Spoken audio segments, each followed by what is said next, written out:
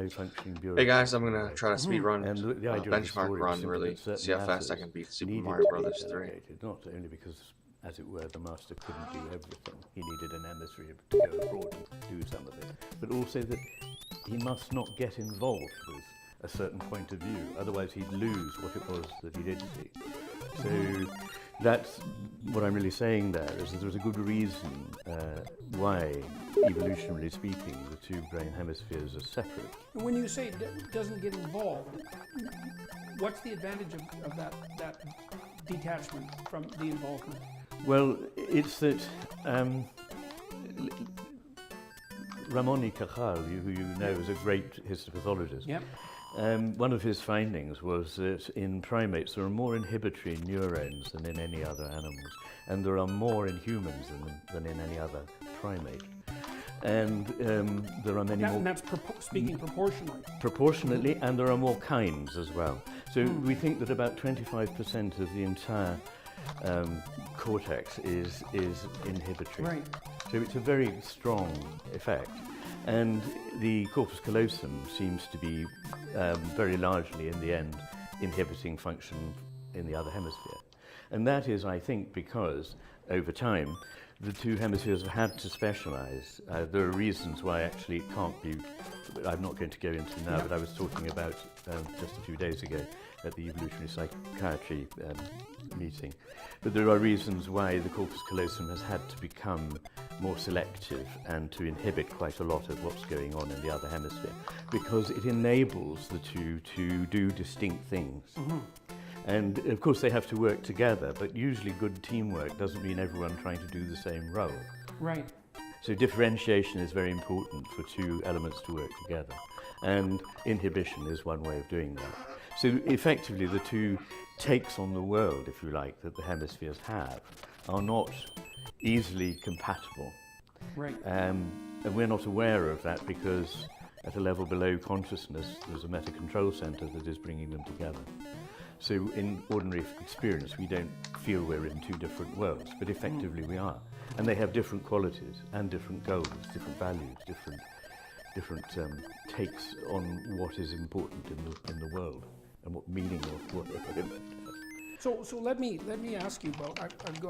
I've developed a conceptual scheme for thinking about the relationship between the two hemispheres, and I've been curious about what you think about it and how it might map on to or not your ideas. So I've been really interested in orienting reflex, and I discovered by Sokolov, I think, back in about 1962. Right, he was a student of Lurius, and the orienting reflex is manifested when something, at least in their terminology, something unpredictable happened. I've thought much more recently that it's actually when something undesired happens and the laboratory constraints obscured that, and that turned out to actually be important. But Right. So, and I kind of put together the ideas of the orienting reflex with some of the things I learned from Jung's observations on the function of art and dreams. Right. So imagine that you have a conceptual scheme laid out, Right. and we could say that it's linguistically mediated, it's enforced on the world, and then there are exceptions to that conceptual scheme, and those are anomalies. Those are the things that are unexpected, and the orienting reflex orients you towards those. Yes. And so those are things that aren't fitting properly in your conceptual scheme that you have to figure out. Yes. So the first thing you do is react I have no defensively, idea what these dudes essentially, are because about. it might be dangerous. Yes. And then your exploratory systems are activated. Yes. So, and the exploratory systems, first of all, are enhanced attention, just Yes. from an intentional Yes. perspective. But then, and this is where the art issue sort of creeps into it, it's the idea would be I know something one of the like right guys, hemisphere I like his generates stuff, an I don't know the other imaginative one. landscape of And possibility seems to be a little that could too, map that anomaly. into So psychology. you can kind of experience that if Yeah. it's at night, you know, like say Yeah. you're sitting alone at night, it's 2 or 3 in the morning, you're kind of tired, maybe you're in an unfamiliar place, and there's a noise that happens that shouldn't happen in another room. Yeah. You can play with that. So for example, if you open the door slightly and put your hand in to turn on the light, and you watch what happens, your mind will fill with imaginative representations of Yes. what might be in Yes. the room. Yes. Right? So it's like the landscape of anomaly slow will there. be populated with Yes. something like imaginative demons. Yes. And that's a first pass approximation. Yes. And it seems to me that that's a right hemispheric function. And then that as you explore further, that imaginative domain, which which circumscribes what might be, is Yeah. constrained and constrained and constrained and constrained until you get what it actually is, Yeah. and that's specialized and routinized. It's something Yes, like that. yes, yes. Does that seem like a reasonable? What do you think about that? As I a love that conceptual for idea? a whole host of reasons.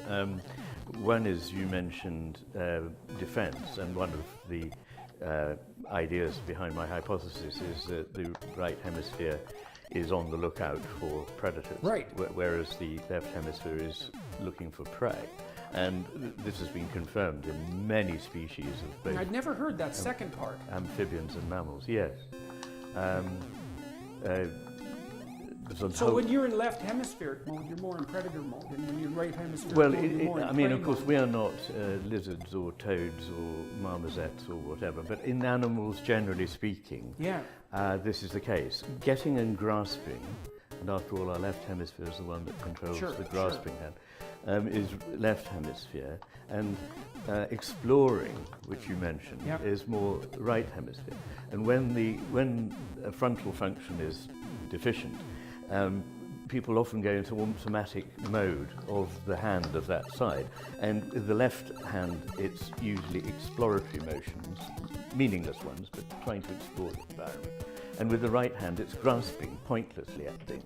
So they, as it were, their automatic thing is with the left hand, the right hemisphere to explore, with the right hand, the left hemisphere to grasp. So when you said exploratory, and you said defensive, and you said Correct. also Chat. opening up to possibilities, these are And all speed run aspects at the of same the way time. the right hemisphere. Speed I run. often I say just the did right quotes. hemisphere opens up to possibilities, Right. whereas the left hemisphere wants to close down to a certainty. Right. And you need That's both a chaos of these. and order issue. Chaos too, I and would say. order. Yeah, yeah. And you know, I loved in your talk, you talked about a chaos and order, but if I may say so, you seemed, and maybe you'd like to gloss that a little, you seem to suggest that it would be good, we can't get rid of chaos, but you seem to imply that it would be better if we could, whereas my view is that chaos and order are necessary to one another, and there is a proper sort of Balance. harmony or Yeah, balance. Well, yeah, well, okay. I mean, I think that's as deep a question as you could possibly ask, I would say, Good. in some sense. I mean, some of the, I would say there's a central theological issue there. And Yes. the issue there is, that, you know, in Genesis, the proper environment of humanity is construed as a garden. Yes. And so I see that as the optimal balance of chaos and order. Because Right. nature is Is- flourishes and is Yes. prolific and is chaotic. Yes. And then if you add harmony to that, you have a Yes. garden. Yes. So you live in the garden, you're supposed to tend the garden. Okay, so now the garden is created, it's a walled space, because Yes. Eden is a walled space. It's Yes. paradisa, it's a walled garden. That's it. Now the thing is, as soon as you make a wall, you try to keep what's outside out, but you can't, because the boundaries between things are permeable. So if you're going to have reality and you're going to have a bounded space, you're going to have a snake in the garden. Yes. Now then the question is, what the hell should you do about that? Should Yes. you make the walls so high that no snake can possibly get in? Or should you allow for the possibility of snakes, but make yourself strong enough so that you can contend with them? Yes. And I think there's an answer there that goes deep to the question of even maybe why, theological question of why God allowed evil to exist in the world. I agree with you. It's Get in there. Well, do you make people safe or strong? And Yeah. strong is better. And safe might not be commensurate with being. Like it might not be No, possible to no. exist and to be safe. Well, So- our existence is predicated on the fact that we die, so Well, it's never safe. Well, it's certainly bounded, right? Yes. And yeah. I mean, Yes. and it's inevitably wrapped up with Yes. that sort of finitude. Yes. So there's a lovely Jewish idea, an ancient idea. Yes. It's one of the most profound ideas I've ever come across. And so it's a kind of a Zen cone, and here it is that, so it's a question about the classic attributes of God, omniscient, omnipresent, and omnipotent. What does a being with those three attributes lack? What kind of question is that? The answer is limitation. Yeah. And the second answer is that's the justification for being, Yeah. is that the unlimited lacks the limited. Exactly. And so the Exactly. limited is us. For anything to come into existence, there needs to be an element of resistance. And so things are never predicated on one pole of what is always a dipole. Right. Everything has that dipole. Yeah, it's like a structure. prerequisite for being. It is, and it's imaged in the yin-yang idea. But it seems to me very important, because in our culture we often seem to suppose that certain things are just good and other Excuse things me. are just bad. And it would be good if we could get rid Stress of of the the bad game. ones. But actually, by pursuing certain good things that are good within measure too far, they become bad, and so Right. forth. Right. But let's go back to your anomaly thing, because Ramachandran calls the right hemisphere the anomaly detector. Yes. And so I think that that's a very important point, because there are two ways you can react to an anomaly. Shit. One is to, and both have to be explored. no. One is to try and prove that it's not really an anomaly, and therefore you can carry on Oh, with things as sloppy. normal. Yes. And the other is That's the just- hopeful. That's that- what you hope will happen. that's the typical left hemisphere approach. It doesn't want anything to have to shift. Yeah. And quite reasonably, you don't want to be chaotically shifting if you're onto a good Yeah, thing. it's too stressful. Exactly. It takes too much work. And you might actually be mistaken. Yes, that too. In a way, it's perfectly correct to be wary, but it's not correct to be so wary that you blot out anomalies. And there's a So lot we'd of rather evidence, as I'm embarrass sure them. you know, They accrue that the on left you. hemisphere simply blots out everything that doesn't I set fit a with its record, and it's the taste. one where Doesn't I see farted. it actually at all. Right. So there's a hugely important element in the right hemisphere going, hang on, but there may be another way of thinking that will accommodate this better. And actually good science needs, yes, to be sceptical about anomalies, otherwise there'll be chaos, but it also needs to be able to shift Yeah. when an anomaly is Right. large enough. Right. Or there are quite a lot of them and they don't really fit very well into the scheme. Exactly. Yeah. Yes. So there's another observation that Jung made, which I loved. I love this observation. He was trying to account for radical personality transformation. Right. And so his idea was this, and I think it's commensurate with the ideas of inhibition between the two hemispheres. So let's imagine the left is habitually inhibiting the function of the right to keep fear under control. It does that all sorts of ways. But so imagine that the right is reacting to anomalies and it's aggregating them. Okay, the left can't deal with them, so the right is aggregating anomalies. And maybe that's starting to manifest itself in nightmarish dreams, for example. It's like these anomalies are piling up. It's indication that you're on shifting sand. Well, so then imagine that the right hemisphere aggregates anomalies, and then it starts to detect patterns in the anomalies. And so now it starts to generate what you might consider a counter-hypothesis to Exactly. the left's Exactly. hypothesis. If that counter-hypothesis gets to the point where the total sum, in some sense, of the anomalies plus the already mapped territory can be mapped by that new pattern, then at some point it will shift, Yes. and the person will kick into a new Yes, personality yes, configuration. yes. It's like a Piagetian stage transition, except more dramatic. It is, and what a Piagetian stage transition is also like, and subsumes both, is Hegelian Aufhebung, the idea that a thing is opposed by something else, but when there is a synthesis, it's not that one of them is annihilated. Right. They're both transformed and taken up into the new whole, Right. which embraces what before Right, which looked is- looked like an Oh, opposition. Right. Yes. Okay, so here's a question for you. You know, when I read Thomas Kuhn, I was reading Piaget at the same time, and I knew that Piaget was aware of Kuhn's work, by the way. And the problem I had with Kuhn and the interpreters of Kuhn is they don't seem to get something. Who interpret Kuhn as a moral relativist in some sense. Yeah. They don't seem to get the idea of increased generalizability of plan.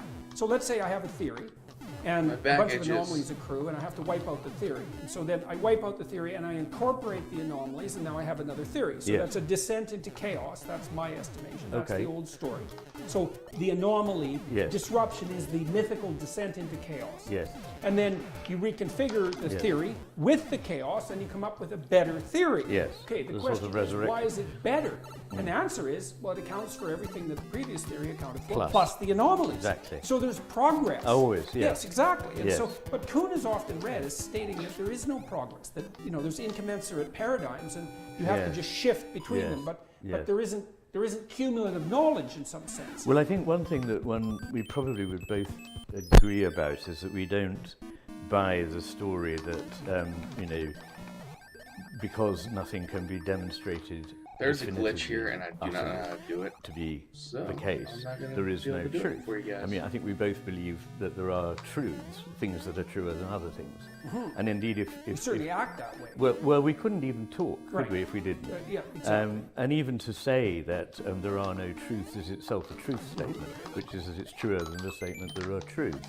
So everybody automatically has truths, whether they know it or not. Yeah, But- it's because you said why. I Yeah. don't think it's not only that you can't talk, you can't even see, No. right? Because you don't know how to point You your wouldn't know eyes. how to discriminate what's coming into your brain at all. Right. So it's inevitable. I think we would agree about that. But I think that there may be a slight point of difference between us in that I'm very willing to embrace the idea of uncertainty. And I may be wrong, perhaps you could expand on that, but sometimes you come across as a man who has certainties that... Well, it's a peculiar kind of certainty. I'm certain that standing on the border between order and chaos is a good idea. Good. And that's a weird Exactly. certainty, eh? Exactly. Yeah. That's You need to be in the sort of slightly unstable position. Yeah. Yes. You have to be, what would you say?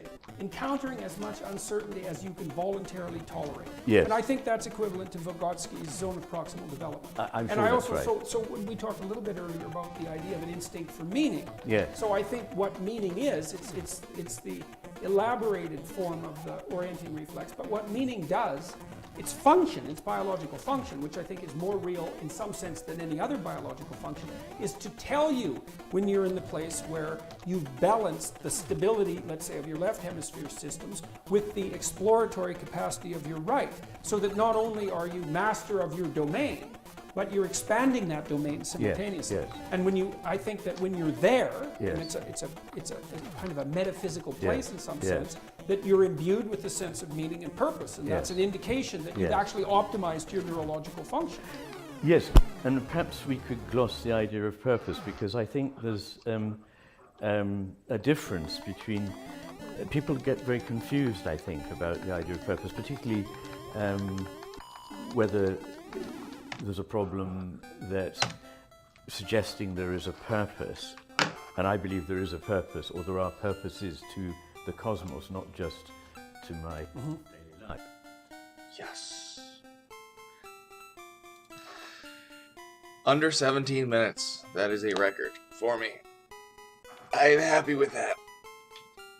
That is a record benchmark set to beat. Get faster than 16 minutes and 39 seconds. It's good to beat a game like that I used to play as a kid.